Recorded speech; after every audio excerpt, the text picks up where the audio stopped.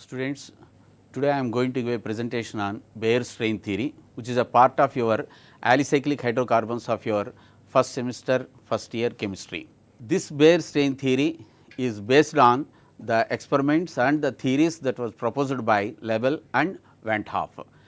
Bayer proposed certain very important postulates regarding the structures or the conformations of cycloalkanes, for which he was awarded a Nobel Prize.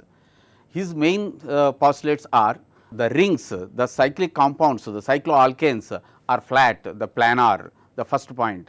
And the second assumption and the second postulates he proposed is, it is very difficult to synthesize or to prepare higher cycloalkanes as they are having some angle strain which are again very difficult to synthesize. That was these are the few postulates he proposed, and I am going to explain these postulates in detail, taking few models. That is what first this Bayer proposed is, this is a simple molecule, the tetrahedron. This is nothing but a methane molecule, where you have the bond angles 109 degrees 28 minutes, or roughly you may call it as 109.5.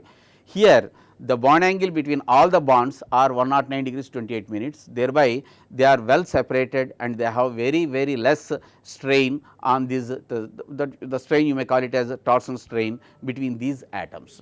And every molecule tries to attain this type of structure. When coming to the cycloalkanes, first I am going to explain the cyclopropane. Here the bond angle is 60 degrees, and the second molecule which I am going to explain is the cyclobutane, which whose bond angle is 90 degrees, and the fourth I am going to explain this cyclopentane. This bond angle is 108 degrees. Let us take up these things in detail with regard to the Bayer strain theory. Okay. To explain the Bayer strain theory, we need to understand four different type of definitions, which are you may call it as the factors that affecting the stabilities of conformers. The first one is the angle strain. As I explained you, the angle strain is due to the deviation from this 109 degrees 28 minutes. This is a tetrahedral molecule where you have the 109 degrees 28 minutes is a standard ideal bond angle here. And when coming to this cyclopropane, here the bond angle is, it is a planar molecule, as Bayer explained, this is a planar molecule, all the three carbon atoms are the one plane, and here you can see the bond angle as 60 degrees. This is a deviation from the 109 degrees 28 minutes, which is an ideal one. So, here according to Bayer's, this is the planar molecule, it is okay, and its bond angle is reduced from 109 degrees 28 minutes. Obviously, it will have some sort of angle strain. The second one which I am going to explain is the torsion strain. The torsion strain, or another one you may call it is a steric strain, is due to the interactions between the bonded atoms. The nearby bonded atoms, here the interaction is there, these interactions will also affect the stability of the cycloalkanes. Van der Waals strain, where these attractions, the interactions and the repulsions between the neighboring atoms, the non-bonded atoms, is called as the Van der Waals strain. And the fourth one I am going to explain is the dipole attractions, or the dipole interactions is due to again the similar type of Van der Waals forces, but it is some different thing which always occurs in bonds like hydrogen bonding and so on and so forth. Now, let us take up the structures of the cyclopropane here, the cyclopropane as I have explained, and here as you can see in the slide, you can find the torsional strain that is present in the slide. You can see the sp3 hybridized carbon atoms, or the protons, the hydrogens that are attached are having the interactions in between, these again some sort of eclipsed type of interactions between, and these causes some sort of strain has just come out of the plane, out of the axis, and its bond angle is bit swollen, as you can see in the slide. And this is about the cyclopropane. And now, let us take up the cyclobutane. Here the cyclobutane also, here you can see all the four carbon atoms are in the same plane as the Bayes explained, the planar, and then these atoms, these proton, these hydrogen atoms are having some sort of repulsions in between. As you can see in this here, its planar nature is bit distracted and its shape is bit strained like this. Some 25 degrees of bond angle has present to avoid the interactions, these interactions between these atoms. So, its bond angle is 90 degrees and 25 approximately 25 degrees of angle has come like this in the plane. This is about the cyclobutane. And now, let us take up the 5-membered cyclic compound. This is the 5-membered cyclic ring. As you can see, it is a cyclopentane. Here its bond angle is 108 degrees, and here just because of the angle strain, this bond angle is changed from some sort of the 5th carbon atom moves like this, and its structure is a little bit envelope type of, all the 4 carbon atoms are on one plane and another carbon atom has just tilted like this and this way. This is some sort of envelope type of molecule. Here you can see in your monitor, this is envelope type of structure. Okay, students, the structure of cyclopropane I am going to explain some sort of a small animation where you can see the cyclopropane, how the structures of the the bond angle between the carbon bond angle, which is around 60 degrees, how these interactions, actually the angle strain is there, and how the interactions between these carbon and hydrogen interactions are there. Students, you can see this cyclopropane, the structure, how it is rotating and how its bond angles are there, how this angle strain and the torsion strain that are present in the cyclopropane can be explained. I have shown you in the molecular models about the angle strain and then the torsion strain. The same thing I am going to represent and explain with the help of a small animation. Here you can see the eclipsed, the proton, the hydrogen present in the cyclohexane, cyclopropane are having some sort of torsion strain and then the angle strain. These two strains put together to be called as the ring strain, that the ring strain that is present in the cyclopropane.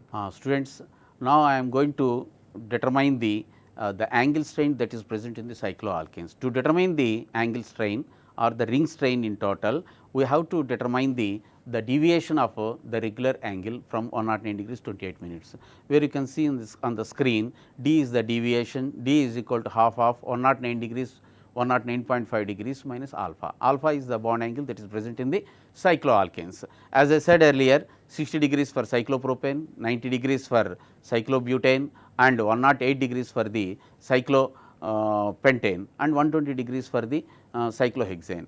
There are these degrees, these bond angles are some are less than 109.5 degrees and some are above the 109 degrees, 109.5 degrees. Obviously, this is a deviation, whether it may be a positive deviation or a negative deviation. Let us determine the angle strain that is present in the all the molecules by taking all these things into account. I have summed up all these things. You can see on the screens, I have calculated the angle strain for all the cycloalkanes up to cyclohexane.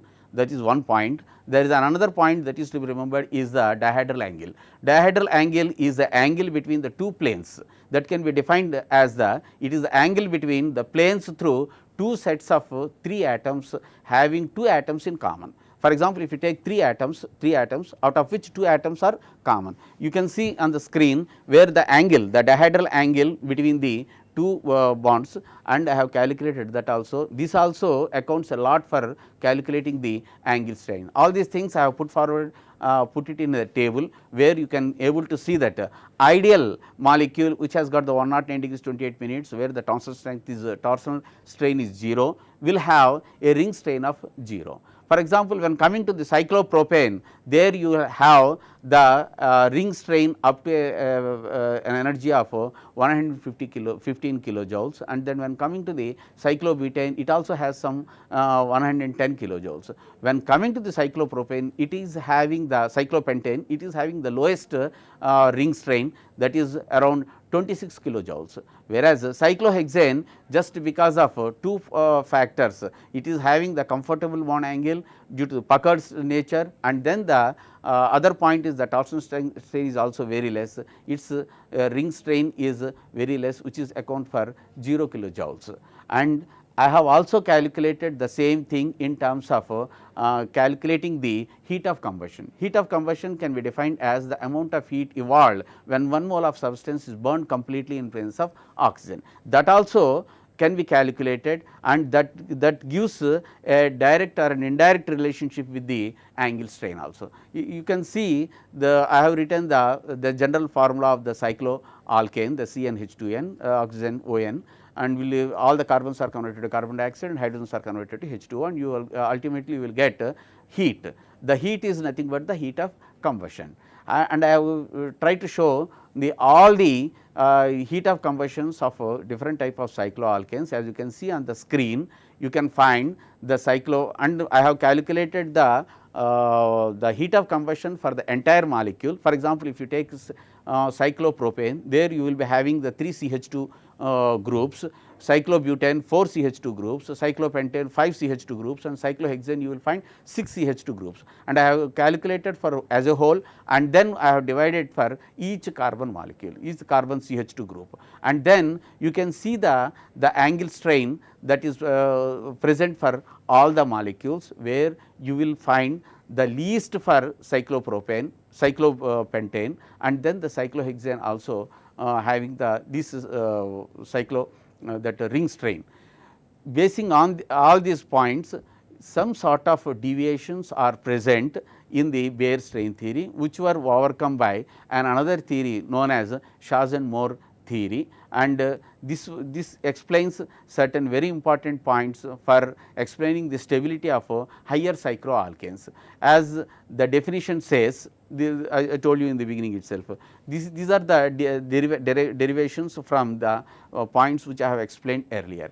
Valency deviation, that is the deviation from the ideal one, is not too large for cyclohexane, and another one, the cyclopropane and cyclobutane have greater valency deviation, hence it has got the ring strain. These are the derivations from the previous data, and here you can see the Chasles-Moore predictions, and of course, it was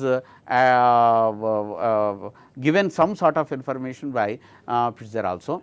What it explains is the stability of cyclic systems having 6 or more carbon atoms, this particular theory, and according to this theory, all the carbon atoms in cyclic molecules assume zigzag arrangement, or you may call it as a puckered, or the deviation from the planar arrangement, where we are going to explain in the next presentation by explaining the conformers of cycloalkanes. And then since the carbon atoms lie in different planes, that is the puckered nature, the normal bond angle is retained and the rings are stainless. This is called the stainless theory of cycloalkanes. Cyclic systems having 5 or lesser number of carbon atoms would be on one plane, as said by Baer. So, Chasles-Moore theory explains the stability of higher cycloalkanes in terms of stating that these strainless puckered ring structure of these molecules. Students, I am summing up the Baer strain theory. Till now we have explained the entire Baer strain theory, its postulates, and in detail we have taken up the factors that influence the Baer strain theory, that is nothing but the angle strain we have taken up, and then the torsion strain, the van der Waals strain, and then the fourth one we have discussed is the dipole-dipole interaction. So, these are the 4 things I have explained to understand the Baer strain theory in detail, and after that I have also explained the limitations of a Baer strain theory and how these limitations are being overcome with the help of a Chasles-Moore theory, which is supported by Pfizer and all. So, this particular theory will definitely give some information related to the cycloalkanes, and thereby if you have this knowledge properly, you can understand better the structures or the conformations of the cycloalkanes in detail.